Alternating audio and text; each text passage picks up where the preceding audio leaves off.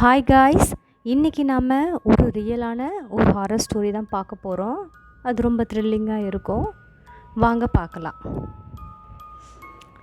சரி, இந்த ஒரு கேரக்டருக்கு நம்ம ரவி அப்படின்னு ஒரு பேர் வைக்கலாம். இது என்னென்னா, ரவின்றவர் மதுரையிலேருந்து சென்னைக்கு வராரு. அவர் சென்னையில் வேலை செஞ்சு பிழைக்கலான்னு வராருன்னு வச்சுக்கோங்களேன். அவர் ஒரு வீடு எடுத்து தங்கியிருக்கிறாரு. ரொம்ப வருஷமாக தான் இருக்கிறாரு. ஆனால் எந்த இதுவும் இல்லை. ஆனால் கடந்த ஒரு வாரமாகவே அவருடைய ரூமில் யாரோ தன்னை கவனிக்கிற மாதிரியே இருக்குது.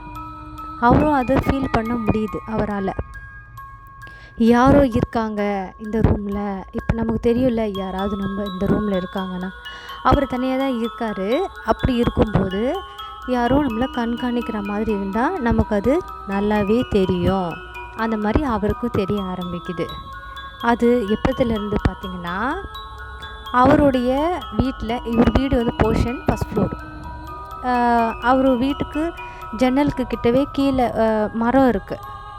அந்த மரம் முருங்கை மரம். அந்த மரம் பார்த்திங்கன்னா நல்லா வளர்ந்து இவருடைய ஃபஸ்ட் ஃப்ளோரில் இவர் ஜன்னல் கிட்ட அந்த கிளையெல்லாம் பார்த்திங்கன்னா ஜன்னலில் அடிக்குது. அந்த மாதிரி வளர்ந்துருந்தது. அதுக்கு என்ன பண்ணுறாங்க அந்த ஹவுஸ் ஓனர்ஸ்லாம், சரி இந்த மரத்தை வெட்டிடலாம், ரொம்ப டிஸ்டர்பாக இருக்குது, ஜன்னல் கதவை சாத்த முடியல, அந்த அளவுக்கு வளர்ந்துருக்கு அப்படின்னு சொல்லிட்டு அவங்க என்ன பண்ணுறாங்க, அந்த ஜன்னல் எல்லாம் சாத்தணுன்றதுக்காகவே ஆளை கூட்டு அந்த மரத்தை வெட்டிடுறாங்க. வெட்டினதில் இருந்து தான் இவருக்கு ஒரு வாரமாகவே யாரோ இவரை கண்காணிக்கிற மாதிரியே இருக்குது. அந்த ரூமில் யாரோ இருக்கிற மாதிரியே இருக்குது. இவரும் ரொம்ப பொறுத்து பார்த்தாரு. சரின்னுட்டு அவர் தூங்கவே விடுறதில்ல. நைட்டெல்லாம் ரொம்ப டிஸ்டர்ப் பண்ணிக்கிட்டே இருக்குது. தூங்கிக்கிட்டே இருக்கும்போது நடுஜாமத்தில் அவர் டக்குன்னு முழிக்கிறாரு. கண் முழிச்சு பார்க்குறாரு. ஒரு 3 மணி டைம்லலாம் அவரை தூங்கவே விடுறதே இல்லை. ஏதோ ஒரு சம்திங், ஒரு நெகட்டிவான ஒரு வைப்ரேஷன் நம்மளை தாக்கினா எப்படி இருக்கும், அந்த மாதிரி அவருக்கு ஃபீல் ஆச்சு. உடனே என்ன பண்ணார், டெய்லி இதே மாதிரியே இருக்கேன்னு சொல்லிட்டு, சரி நம்ம தைரியமாக நம்ம ஃபேஸ் பண்ணிடலாம், என்னதான்னு பார்க்கலான்னு சொல்லிட்டு என்ன பண்ணுறாரு, ஒரு நாள் இதே மாதிரி டைமில் முழிச்சிக்கும் போது எழுந்து உட்காந்து கேட்குறாரு, இங்கே பாரு யார் இருக்கிறான் இந்த ரூமில், எனக்கு நல்லாவே தெரியுது, எனக்கு நல்லா ஃபீல் ஆகுது, இங்கே போகிறீங்க அங்கே வரீங்க, என்னை ஒரு மாதிரி பயம்படுத்துகிறீங்க, டச் பண்ணுறீங்க, யார் அப்படின்னு கேட்குறாரு.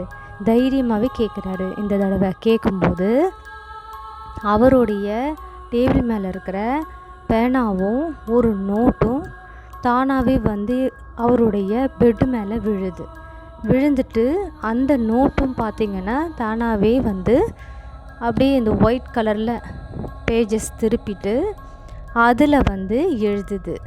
என்ன எழுதுதுன்னா, நான் முனி வந்திருக்கேன் அப்படின்ட்டு எழுதுது.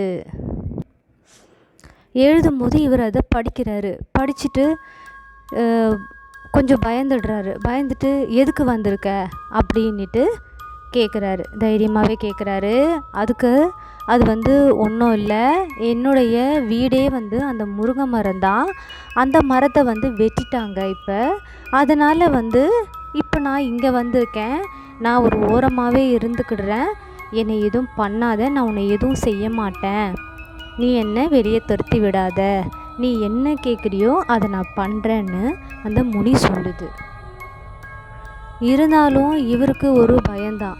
என்னதான் இருந்தாலும் அது ஏதோ ஒரு கண்ணுக்கு தெரியாத ஒரு ஆத்மா இல்லையா, அதனால் இவருக்கு ஒரு பயம்தான். இருந்தாலும் என்ன பண்ணுறாரு, சரின்னு சொல்லிட்டு அன்னைக்கு அவர் விட்டுடுறாரு. மறுநாளும் அவர் இதை சரி சோதித்து பார்க்கலான்னு சொல்லிட்டு, நீ இங்கே இருக்கணும்னா எனக்கு நீ என்ன செய்வ அப்படின்னு அவர் கேட்குறாரு. அதுக்கு அது எழுதுது, உனக்கு என்ன வேணும் நான் தரேன் அப்படின்னு சொல்லுது. நீ யாருன்னு இவர் கேட்குறாரு. அதுக்கு அது என்ன சொல்லுதுன்னா, நான் முற்பிறவியில் ஒரு கவிஞராக இருந்தேன், எனக்கு இந்த ஸ்டோரி ரைட்டிங்கு இதெல்லாம் பிடிக்கும், அதெல்லாம் நான் எழுதுவேன், நான் உனக்கு அதெல்லாம் எழுதி தரேன் அப்படின்ட்டு சொல்லுது. உடனே இவர் என்ன சொல்கிறாரு, இவருக்கு உடனே ஒரு ஞாபகம் வந்துடுது. இவருக்கு என்னென்னா, இவருக்கு அந்த ஸ்டோரி எழுதுறது, இதெல்லாம் வந்து ரொம்ப பிடிக்கும் இவருக்கு. ஆல்ரெடி தெரியும். அதில் வந்து ஷைன் ஆகணும்னு நினச்சாரு. பட் அதுக்கான ஒரு இது அவருக்கு கிடைக்காததுனால, ஏதோ ஒரு வேலை செஞ்சு நம்ம பொழைச்சாகணும்னு சொல்லிட்டு தான் அவருடைய சொந்த ஊர் மதுரையிலேருந்து இந்த சென்னைக்கு வந்திருக்காரு. இவருக்கு என்னென்னா, இந்த நேரம் வந்து இது சாதகமாக போயிடுது. ஓகே, நாம் வந்து இதுக்கிட்ட கேட்டு பார்ப்போம், ஒரு நல்ல ஸ்டோரியை கேட்டு பார்ப்போம் அப்படின்னு சொல்லிட்டு அதுக்கிட்ட ஸ்டோரி இவர் வந்து கேட்குறாரு. சரி, எனக்கு ஒரு நல்ல வந்து ஒரு காதல் ஸ்டோரி அந்த மாதிரிலாம் ஏதாவது இருந்தால் எழுதிக்காருன்னா அழகாக அந்த முனி வந்து அழகாக எழுதுதாங்க. அந்த நோட்டில் சூப்பராக அப்படியே எழுதி கொடுக்குது. ஒரு 7-8 பக்கம் இருக்கிறது எழுதி கொடுக்குது. இவர் என்ன பண்ணுறாரு, இவருக்கு தெரிஞ்ச அந்த செய்தித்தாள் அச்சிடும் பிரசுரம் அந்த இதில் போயிட்டு இந்த மாதிரி காமிக்கிறார். அங்கே வந்து இவருக்கு ஒரு தெரிஞ்சவங்க இருந்ததுனால காமிச்சதுனால அவருக்கும் ரொம்ப இந்த கதை பிடிச்சி போயிடுது. உண்மையிலே இது நீயா எழுதுன அப்படின்ற மாதிரி அவர் பார்த்துட்டு சரி ஓகே அப்படின்னு சொல்லிட்டு அவரும் அந்த கதையை வந்து பப்ளிஷ் பண்ண ஆரம்பிக்கிறாங்க. இதே மாதிரி டெய்லியும் இவர் வராரு, இதுக்கிட்ட கேட்குறாரு. இது டெய்லியும் ஒரு 5 பக்கம் 6 பக்கம் எழுதி கொடுக்குது. இது தொடர் கதையாகவே அழகாக போய்கிட்டே இருந்திருக்கு. இது கூடவே தான் இருக்குது, அவர் கூடவே இருக்குது. அப்படி இருந்தப்போ இவரும் வந்து பார்த்திங்கன்னா கொஞ்சம் பொருளாதாரத்தில் நல்லாவும் வந்துட்டுருக்காரு. ஏன்னா அந்த கதையெல்லாம் கொடுக்குறாரு இல்லையா, அதன் மூலிமா அவருக்கு நல்ல ஒரு வருமானம் வர்றதுனால நல்லாவே இருந்துக்கிட்டு இருந்திருக்கு. அப்படி இருக்கும்போது அந்த நான் ஒரு ஃப்ரெண்டு சொன்னேன் இல்லைங்களா, அவர் சொல்கிறாரு, இதை விட வந்து திகில் கதைகள் எல்லாம் நல்லாயிருக்கும், நீ அதுவும் எழுதி போடலாமே அப்படின்னு கேட்குறாரு. அப்படி கேட்கும்போது இவர் வந்து மறுபடியும் அந்த முனிக்கிட்ட அன்றைக்கி நைட்டு வந்து கேட்குறாரு, நீ வந்து இந்த மாதிரி கதை தான் எழுதுவியா?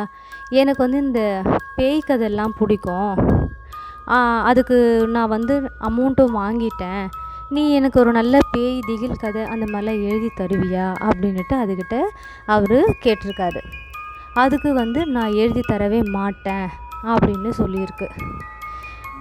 அப்புறம் என்ன ஆயிருக்கு, இது 2 பேருக்குமே வந்து வாக்குவாதம் மாதிரி ஆயிருக்கு. அதுக்கு கோபம் வந்திருக்கு போல்.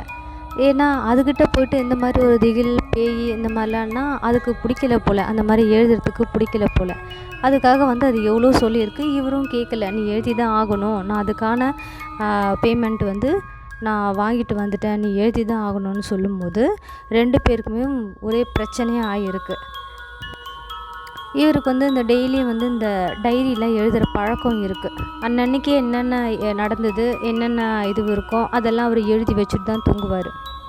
அன்றைக்கி நைட்டு என்ன பண்ணியிருக்காரு, அன்றைக்கி நைட்டு முனிக்கும் இவருக்கும் என்ன நடந்தது பிரச்சனை அப்படின்றத இவர் எழுதியிருக்கிறாரு. இந்த மாதிரி நான் கேட்டேன், இந்த மாதிரி எழுத சொன்னேன், இதுக்கு கோபம் வந்துருச்சு, பிரச்சனையாக இருக்குது, சரின்னு சொல்லிவிட்டு தூங்க போகலான்னுட்டு குட் நைட் சொல்லிவிட்டு எழுதிட்டு அவர் வச்சுட்டு தூங்கியிருக்காரு. மறுநாள் காலையில் யார் ஃப்ரெண்ட்ஸ் எல்லாம் வந்து கதவு தட்டி பார்த்தும் அவர் எழுந்துக்கவே இல்லை, திறக்கவே இல்லை. அதனால் கதவை உடச்சி உள்ளே போய் பார்த்தா அவர் இறந்துருக்காரு. இறந்து இருக்கும்போது அதுக்கப்புறமா தான் அவர் வாங்கின அந்த பேமெண்ட்டு நான் சொன்னேன் இல்லையா, அந்த செக்கு, அது கூட பார்த்திங்கன்னா அவர் ரத்தத்துலேயே நனைஞ்சிருக்கு.